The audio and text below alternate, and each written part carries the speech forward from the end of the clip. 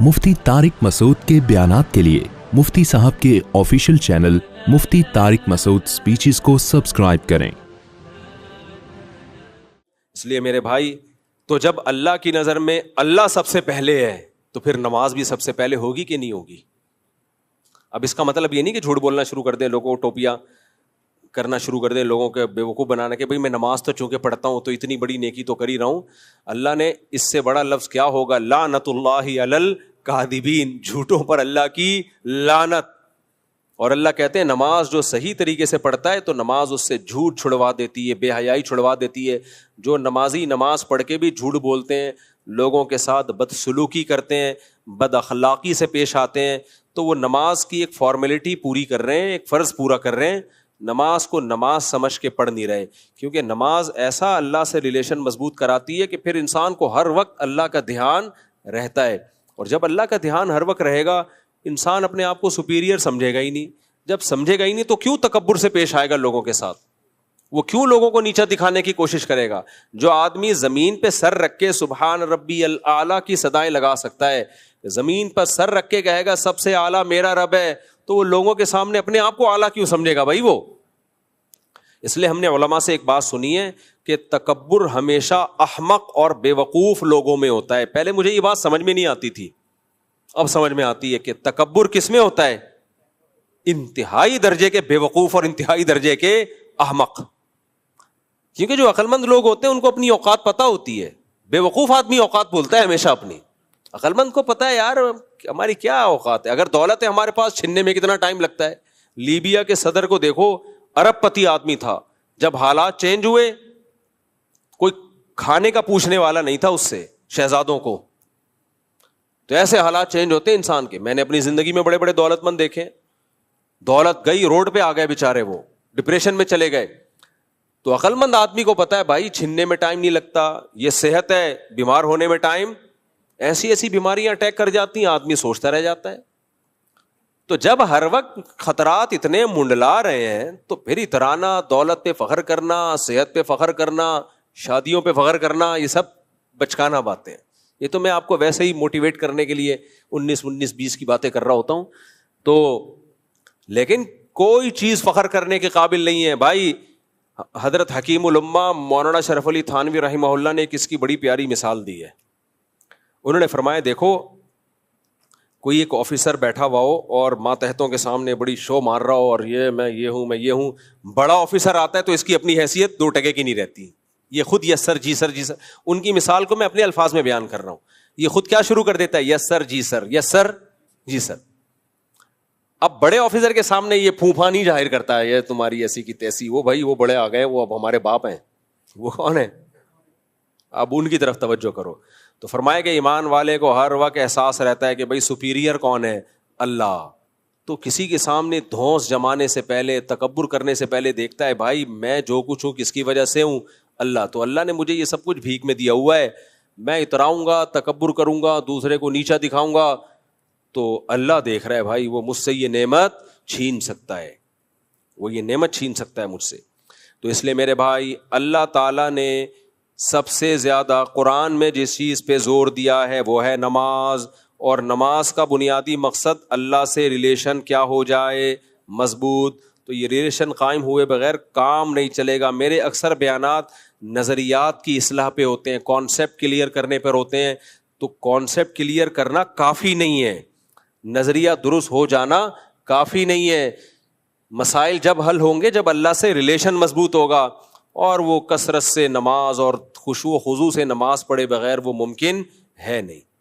तो इसलिए कुछ अमली ज़िंदगी पर भी आना चाहिए, नमाज को मजबूती से कायम करें। और देखो, जो काम मुश्किल लगे ना वो ज़्यादा करना शुरू कर दो तो आसान हो जाएगा। मुश्किल काम ज़्यादा करोगे तो क्या हो जाएगा? आसान हो जाएगा। मिसाल के तौर पर BBC में एक टोटका आया हुआ था गहरी नींद का। गर्मियों के दिनों में गहरी नींद का एक टोटका था, BBC की न्यूज़ में मैंने खुद पढ़ा। अब पता नहीं वो टोटका सही है, लेकिन उसकी लॉजिक बनती है। उन्होंने कहा कि भाई आपको अगर गर्मी बहुत लग रही है और AC वैसी नहीं है और आप सोना चाहते हो, गर्मी बहुत लग रही है, तो गर्म पानी में पाँव डाल दो। पहले ही गर्मी हो रही है और पाँव कहाँ डलवाए जा रहे हैं? गर्म पानी में। गर्म पानी में थोड़ी देर पाँव डाल के आप लेटो, सो जाओ।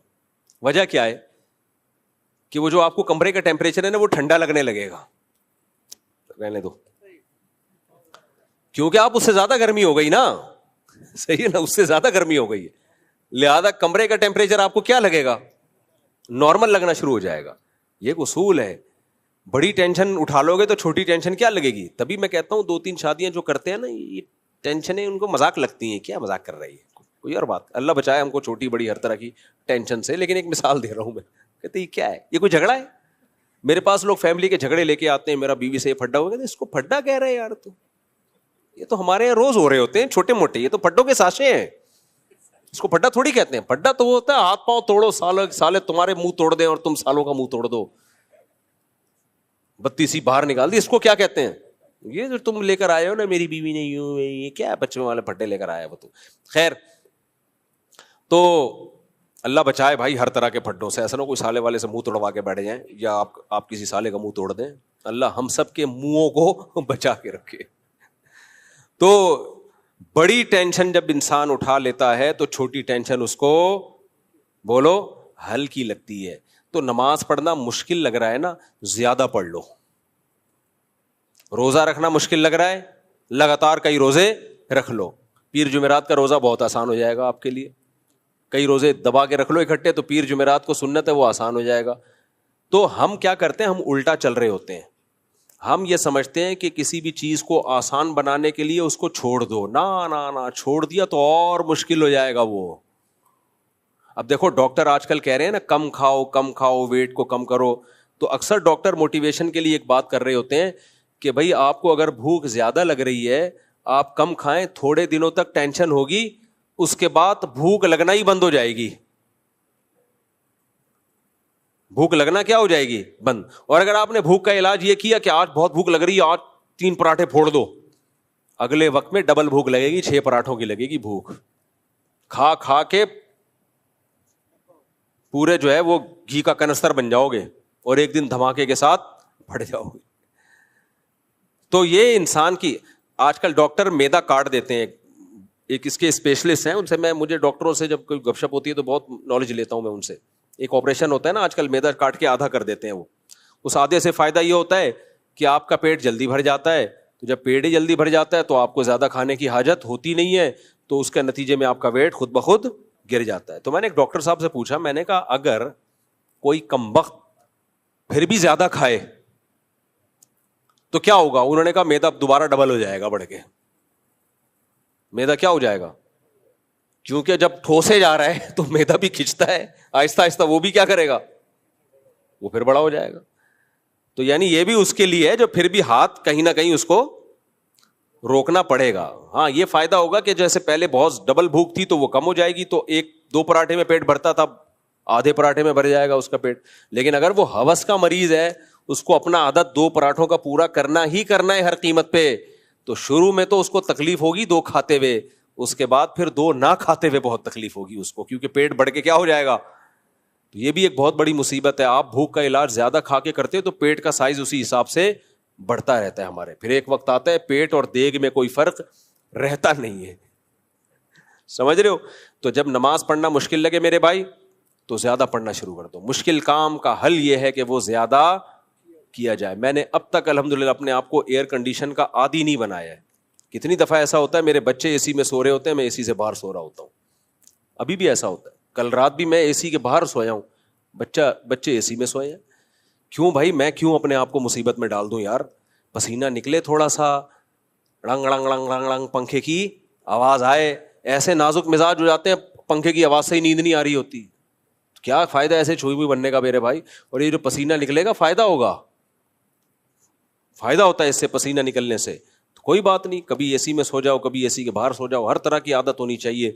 तो आपने क्या करना है नमाज की, बस एक आखिरी बात करके, किसी को बिल्कुल दिल ना लगता हो ना नमाज में, हिम्मत करके 50 रकत नफिल एक टाइम पे पढ़ ले। वो आप देखो अगले टाइम पे नमाज में मजा आना शुरू हो जाएगा। उसको लिख के दे दूं, अगले टाइम पे नमाज में उसको मजा आना शुरू हो जाएगा।